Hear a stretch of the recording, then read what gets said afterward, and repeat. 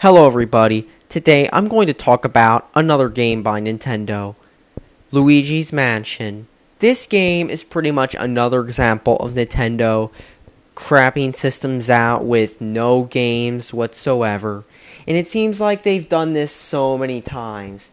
The GameCube with Luigi's Mansion and some other game, the Wii with just Wii Sports, which was the exception because everybody bought that game, the DS with Super Mario 64 DS and some other games that I forgot about, the 3DS with Pilot Wings and Steel Diver, and of course the Wii U with games such as Nintendo Land. Except the Wii U is a total disaster, and of course, as the saying, lightning doesn't strike twice, that's what happened. Nintendo screwed up again.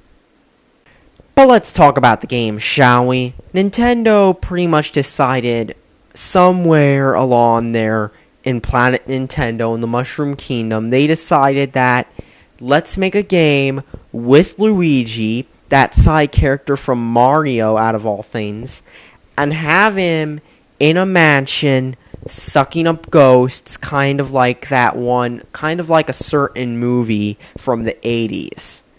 Original as hell. So let's talk about the game, shall we?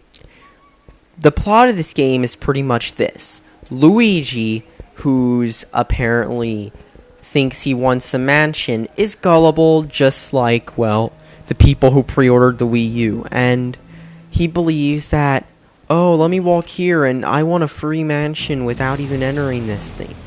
Yup, and it turns out this mansion is really some haunted mansion or a crack house, depending on what you want to believe. So he goes in, and even though it's obviously a trap, he goes in anyway, and Mario did too. And then he gets in and he finds out it's full of ghosts. Wow, that plot is so original and so deep. I mean, that plot is going to compete with BioShock as being one of the most memorable plots in gaming, right? The graphics? Well, it's a launch GameCube game, but they look kind of mediocre, even by GameCube standards. Of course, it's a launch game, but still.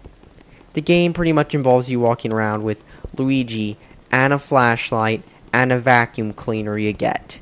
Yup, they're really not trying to copy a certain movie from the 80s with Dan Aykroyd and that stuff. So you get in here, and of course you find some old random scientist who looks like, I don't know, I don't really have no idea what he was on, but you find this old scientist guy, and pretty much he tells you that this house just popped out of nowhere, that Mario's trapped in here, and of course it's a whole trap. So your goal is to get Mario out of there, because after all, that's an amazing plot twist. Go from having Princess Peach being kidnapped to Mario being kidnapped. Deep. The controls aren't too bad. I mean, I've seen worse Nintendo controls. At least they don't try to do inverting with the game, and they do have at least two control layouts, but like many console games, you're stuck with one control layout because, well, it has to be a perfect control layout, and pretty much you go around sucking up ghosts with your vacuum cleaner, and that's really all you do. It's pretty boring, and in no time you'll find yourself bored of it and wanting to put the game down and popping in a better game system like your PS2 or your Xbox and playing some games with your friends, or if you're alone, there's role-playing games that the GameCube doesn't have. But basically, you spend all your time flashing your flashlight on enemies and then sucking them up. That's all you do in this game. The game gets annoying fast and boring, because literally that's the only objective in the game. Run through the game, flash ghosts, suck them up. It's boring. And yeah, this is a launch title. The camera that I mentioned is pretty iffy too.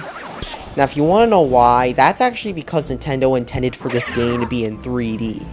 Yes, Nintendo who's no stranger to gimmicks and even pulled one off with the GameCube's not so innovative GameCube to Game Boy Advance link up, which they tried, and of course, instead of online, bad mistake right there.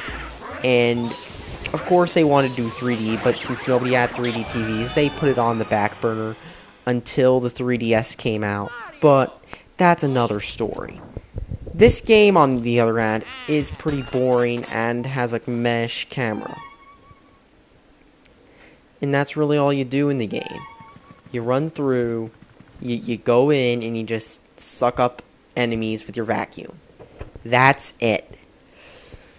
All in all, the game is another boring effort from Nintendo. But that's a theme that sums up Nintendo's games in a nutshell. Boring, boring, and boring. All in all, I'd recommend this game if you need a quick way to make yourself feel bored. There are so many other systems you could be playing that aren't the GameCube if you don't want to be bored, and that's what I suggest you doing. Thanks for watching and subscribe for more.